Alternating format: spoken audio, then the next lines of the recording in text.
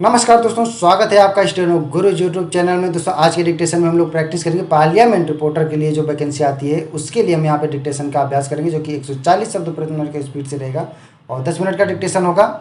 Lok Sabha reporter की तैयारी कर रहे हो या छत्तीसगढ़ विधानसभा रिपोर्टर की तैयारी कर रहे हो, सभी के लिए बेहद लाभकारी होगा। दोस्तों डेली डिक्टेशन के लिए आप चाहें तो हमारे चैनल का मेंबरशिप ले सकते हैं या हमारे पेड ग्रुप को ज्वाइन कर सकते हैं। अधिक जानकारी के लिए हमें मेल कर सकते हैं। हमारी मेल आईडी है stdforstenographer@gmail.com। वीडियो पसंद आए तो वीडियो को लाइक कर देना और चैनल पर पहली बार आए तो सब्सक्राइब कर लें, साथ में नोटिफिकेशन बेल ऑन रखना, जिससे हमारे आने वाली डिक्टेशन आपसे मिस ना हो। डिक्टेशन लिखने के बाद दोस्तों अपना बहुमूल्य सुझाव हमें कमेंट बॉक्स में ज़रूर देना, ताकि आने वाली वीडियो में हम और बेहतर कर पाएँ। ज़्यादा समय न लेते हुए चलिए शुरू करते हैं। Ready start. उपसभापति जी मंत्री जी ने सदन के सामने यह प्रस्ताव उपस्थित किया है कि लोग अपनी राय दें कि अभी जो हिंदुस्तान की सरकार की नीति है, जो कि अंतर्राष्ट्रीय क्षेत्र में चल रही है और हाल में अंतर्राष्ट्रीय क्षेत्र के संबंध में जो कुछ समझौता हुआ है, उस पर संसद की क्या राय है, सदस्यों की क्या राय है। इस बात को जानने के लिए उन्होंने यह प्रस्ताव रखा है। जो प्रस्ताव सदन के सामने है उसके बारे में प्रायः मोटे तौर से सभी सदस्य समझते हैं कि काम अच्छा हुआ है, लेकिन 16 आने इसको अच्छा समझें, ऐसी बात नहीं है।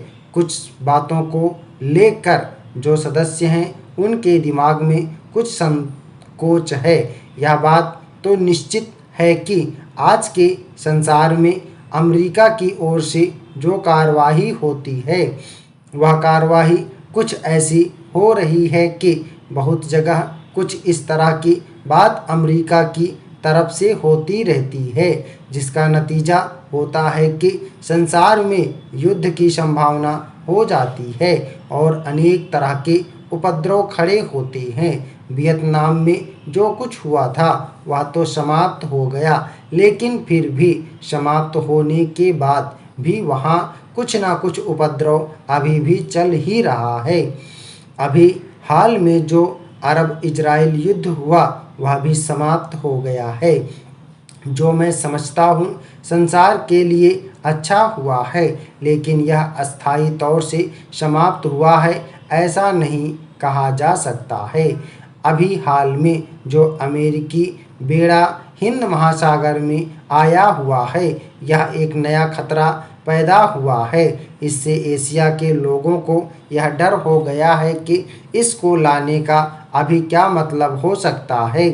क्या यह मतलब तो नहीं है कि चूंकि तेल अरब देशों में है और उसके संबंध में वे देश अपनी नीति बदल रहे हैं, इसलिए ज़बरदस्ती उन देशों पर दखलंदाजी की जाए। क्या यह बात अमेरिका के मन में है जिसके लिए वह बेड़ा लाया गया है, या इसका मतलब है कि जो सब देश उनके खिलाफ रहते हैं एशिया के दक्षिण भाग में या पश्चिमी भाग में, उन लोगों को समय समय पर तंग करने के लिए यह बेड़ा लाया गया है, तो उसके लिए अभी लोगों में चिंता है। जैसा कि बांग्लादेश बनने के समय भी हम लोगों ने देखा था, जब बांग्लादेश की लड़ाई चल रही थी और हिंदुस्तान और पाकिस्तान में युद्ध चल रहा था, तो बंगाल की खाड़ी में अमेरिका का बेड़ा पहुंच गया था। इस तरह संसार में युद्ध की परिस्थिति को पनपने की एक बहुत बड़ी जिम्मेदारी अमेरिका के ऊपर हो गई है। इसका क्या कारण है? इसका कारण है कि संसार में जो आगे बढ़ने वाली शक्ति है, वह जो कमज़ोर शक्ति है, जो तकलीफ़ में रहने वाली शक्ति है, वह जब आगे बढ़ना चाहती है तो यदि उनके कष्टों को दूर न किया जाए तो टकराव होगा। महोदय, रूस के संबंध में चेकोस्लोवाकिया के साथ जो हो रहे, हंगरी के साथ जो हो रहे, उसको हमने अच्छी तरह से देख लिया है। इसलिए दोस्ती होने पर सारी बातें भूल जाना यह कभी अच्छा नहीं होता है। इसलिए हमें इस बात की सावधानी रखनी चाहिए कि हम जिनको भी दोस्त बनाएं, हम भावनाओं में न बह जाएं। हमें इस संबंध में संयम से काम लेना चाहिए। इसलिए आज ज़रूरत इस बात की है कि हम जिस से भी दोस्ती करें उसमें हमें यह ख्याल रखना चाहिए कि आगे चलकर किसी तरह की कोई कठिनाई पैदा ना हो। इसलिए मैं इस चीज़ को पसंद नहीं करता हूँ। जहाँ तक चीन का सवाल है, हिंदुस्तान की सरकार यह चाहती है कि वह चीन के साथ किसी तरह से मेल मिलाप कर ले, लेकिन किसी से मेल मिलाप करने में भी संयम की आवश्यकता होती है। हमारी इसी संसद ने प्रस्ताव पास किया था कि जब तक चीन से एक एक इंच भूमि अपनी वापस नहीं ले ली जाएगी तब तक हम चैन से नहीं बैठेंगे। तो हमें इस चीज़ का भी ख्याल रखना होगा और आज तक के संदर्भ में हमें आगे बातचीत करनी होगी।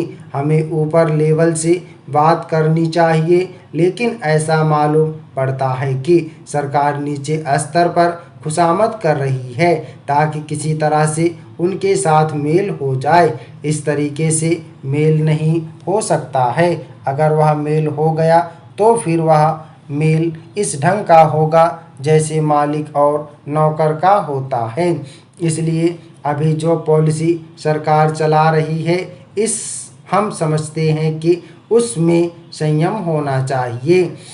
कोई एग्रीमेंट होना चाहिए जिससे ऐसा मालूम ना पड़े कि हम तो उसकी खुशामद कर रहे हैं और चीन को उसकी कोई परवाह ही नहीं है। चीन को यह बात महसूस होनी चाहिए कि हिंदुस्तान के साथ मेल करना उसके लिए आवश्यक है। जब दोनों तरफ से यह बात महसूस की जाने लगे कि एक दूसरे से मेल करना आवश्यक है तब उसके साथ मेल किया जाना चाहिए। अभी गोरे जी ने कहा कि सरकार के पास एक ऐसी पिक्चर होनी चाहिए जो आगे चलकर अंतर्राष्ट्रीय क्षेत्र में हमको आगे करना है। उन्होंने जो पिक्चर दी वह बहुत अच्छी है और मैं समझता हूँ सरकार को उसके ऊपर विचार करना चाहिए। सरकार दुनिया के सभी राज्यों में अपनी पिक्चर को प्रोजेक्ट करने की कोशिश करे और सबको एक मंच पर लाने की कोशिश करे। चीन भी एक बड़ा देश है और वह भी नेतृत्व करने के लिए आगे बढ़ेगा ताकि हमको इस चीज़ का श्रेय न मिल जाए। इसका नतीजा शायद यह हो सकता है कि दोनों लीडर्सियों को एक साथ लाने की कोशिश करें और यह महसूस करें कि उसका भारत के साथ मिलना ज़रूरी है। ऐसी हालत में हम समझते हैं कि इज्जत के साथ दोनों का मिलन हो सकता है। इसीलिए कुछ इस ढंग की बात होनी चाहिए। महोदय, मैं कानून मंत्री जी से कहना चाहता हूँ कि परिवार नियोजन का कार्य अगर इस मुल्क में नहीं हुआ तो इस देश में यह जनता सरकार तो क्या ऐसी हजारों जनता सरकारें आ जाएं, इस समस्या का हल नहीं ढूंढ पाएंगी। हमारे हिंदुस्तान की जनसंख्या का 1/3 अमेरिका की जनसंख्या है। हिंदुस्तान से अमेरिका का क्षेत्रफल 4 गुना बड़ा है और हिंदुस्तान से रूस का क्षेत्रफल 7 गुना बड़ा है। हिंदुस्तान की जनसंख्या अधिक होने से उसमें जो भी विकास के काम हुए हैं वे दिखाई नहीं देते हैं। उपसभापति जी, कानून मंत्री जी कहते हैं कि लोकतंत्र की स्थापना करने के लिए हम कोई जोर ज़बरदस्ती नहीं करेंगे। आप दिल्ली स्टेशन पर जाइए, वहाँ पर भी प्लेटफॉर्म पर 1 लाख आदमी सोए मिलेंगे। यह है आपका लोकतंत्र। आप रेलों में 2य श्रेणी के डिब्बों को देखें तो लगेगा कि जैसे आदमियों की एक बाढ़ सी आ गई है। आज आप स्कूलों में जाइए, वहाँ भी भर्ती के लिए जगह नहीं है। कॉलेज में जाइए, वहाँ भी भर्ती के लिए जगह नहीं है। नौकरियों के लिए इस मुल्क के अंदर 10 करोड़ बेकार फैले हुए हैं। इस मुल्क के अंदर आज यह स्थिति हो गई है कि आप किसी भी बस स्टैंड पर चले जाइए, आपको जगह नहीं मिलेगी। बसों में कोई जगह नहीं है, रेलों में जगह नहीं है, प्लेटफार्मों पर लोगों को सोने के लिए जगह नहीं मिलती है। दिल्ली और लखनऊ जैसे बड़े शहरों में रहने के लिए मकानों की महान समस्या पैदा हो गई है। लाखों लोग कलकत्ता के फुटपाथों पर सोए रहते हैं। आज हमारे देश में जनसंख्या की समस्या पूरे राष्ट्र की समस्या बन गई है। मैं समझता हूँ कि जब तक इस देश के सभी दल युद्ध स्तर पर इस समस्या का हल ढूंढने की कोशिश नहीं करेंगे, तब तक यह समस्या हल नहीं हो सकती है। स्टॉप। ओके दोस्तों, आप लोग इसको प्रैक्टिस करिएगा। 140 शब्द प्रति मिनट की स्पीड से है।